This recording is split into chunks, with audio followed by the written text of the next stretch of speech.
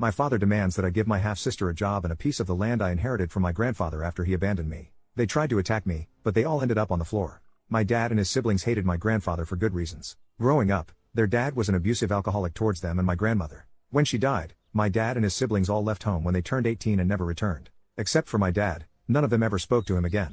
My dad spoke to my grandfather twice after leaving home. I was 8 at my mom's funeral when I first met my grandfather. He approached me, kneeled on the ground in front of me, and introduced himself, asked how I was doing.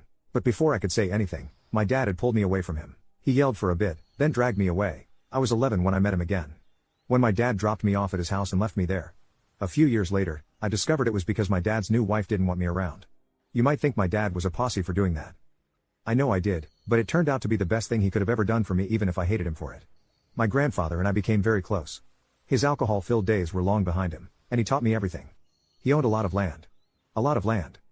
He taught me how to grow vegetables, farm, maintain the property and look after the land, care for the animals, and hunt, and pushed me to get an education.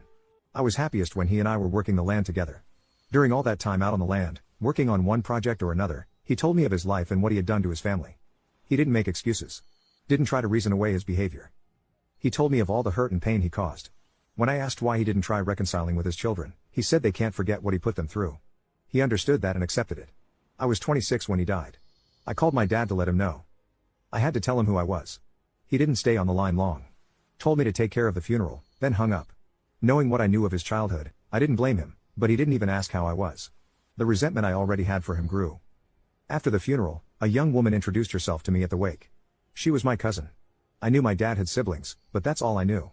I had never met them, didn't know anything about them. So I didn't call any of them to let them know about my grandfather. I asked how she knew, and she told me my dad had called her mom.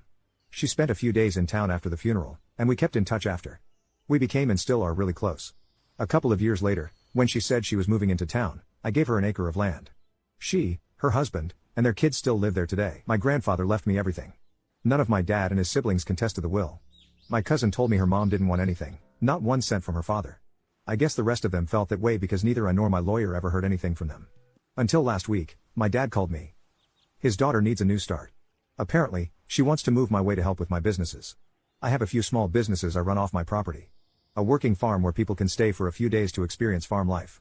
I have a few money-making ventures. Now my half-sister, whom I'd met just one time before I was shipped off to my grandfather, all of a sudden wants to help me. I have all the help I need. I don't need hers. I told my dad I would think about it. He's been sending me texts every day, several times a day, asking me about the property and the businesses, suggesting roles his daughter could fill. Telling me that the family looks out for each other and sticks together. Telling me my grandfather owes him. Telling me what land I should give his daughter to set her up, and what land would be best for her and her husband when they visit. Whenever I see Dad pop up on my screen, I want to smash my phone. My anger and resentment are directed at my dad, not his daughter, but I still don't want her here. She's a stranger to me. All my grandfather left me is mine now, and I don't owe any of them anything. My cousin and her husband are on my side and say if it were up to them, they would tell my dad and his daughter to get lost because they have never made an effort to be family with me or even call to say hi. I know they're right. What they say is true. Update. I asked a close friend, a local cop, if he could find out if my dad still lived in the same place. Then I asked how to go about getting a trespass order. That was pretty simple.